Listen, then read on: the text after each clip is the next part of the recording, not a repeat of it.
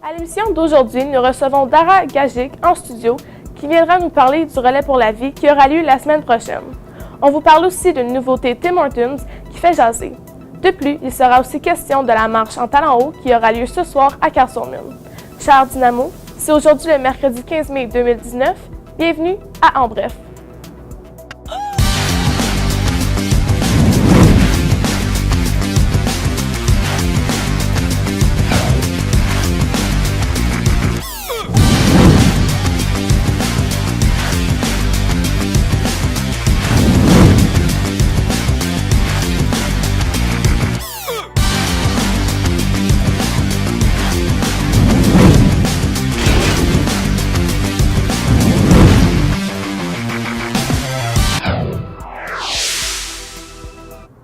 Bon matin, ici Jillian Bergevin. Et Fanny Pelletier.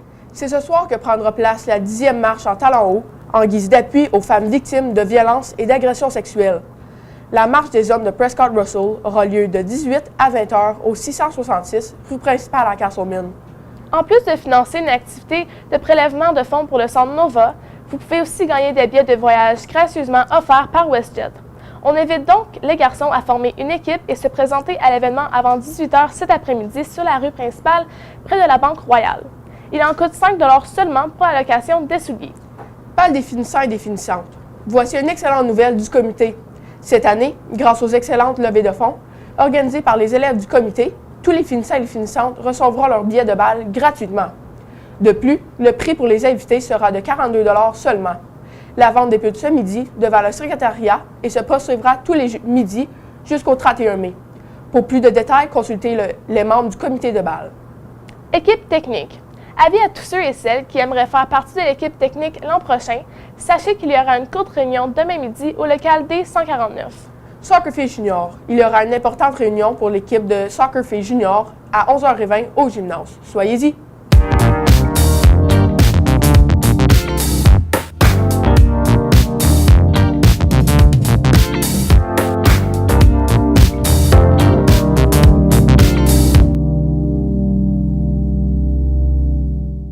C'est jeudi de la semaine prochaine qui prendra place le relais pour la vie.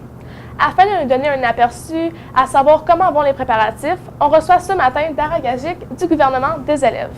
Donc ça va bien? Oui, toi? Oui, merci. Donc combien d'équipes se sont inscrites cette année? Cette année, on a 33 équipes avec 328 participants, puis c'est les mêmes chiffres que l'an passé. OK. Donc combien d'argent on a ramassé jusqu'à date? Jusqu'à présent, on a 18 000 $ d'amassés avec un objectif de 65 000. L'an passé, on a dépassé 65 000 avec un objectif de 60 000, donc espérons que cette année, on en fait pareil. Donc, peux-tu nous parler de l'horaire? Oui, donc après la cérémonie d'ouverture, la marche des survivants et la coupe de cheveux, il va y avoir plein d'activités pour tous les genres, autant sport avec du volleyball, du basketball, du baseball, autant artistique avec du paint night, pimp mon gilet, il va y avoir du geocaching, du Jenga géant. Donc, on a tout plein d'activités, puis les horaires sont affichés dans les corridors. OK, parfait. Donc, ça va être quoi le menu pour le souper? Donc, cette année, on a l'aide de Castlemilne Shawarma. Puis, pour ce qui est de ce qu'on va boire, on invite les gens à apporter leur bouteille d'eau à eux pour soutenir un relais plus écolo. Parfait. Donc, qu'est-ce que les participants ont besoin d'apporter pour leur journée? Ce serait important de s'habiller en conséquence. Donc, s'il fait chaud, avec de la crème solaire, des lunettes de soleil, de l'argent parce qu'il va y avoir des petites collations aussi, mais ils peuvent apporter leur propre collation. Puis, c'est ça. Parfait. Donc, dans le passé, on permettait à des participants d'apporter leurs abris. Puis, il y a eu des règlements. Ça a changé. Peux-tu préciser les règlements? Ouais. Donc, il est important que tous les participants soient à la vue de tous pendant la journée. Donc, on invite les gens à apporter des abris sans mur, donc des tentes ouvertes. OK, parfait. Donc, c'est tout le temps qu'on a ce matin. Merci beaucoup pour l'entrevue.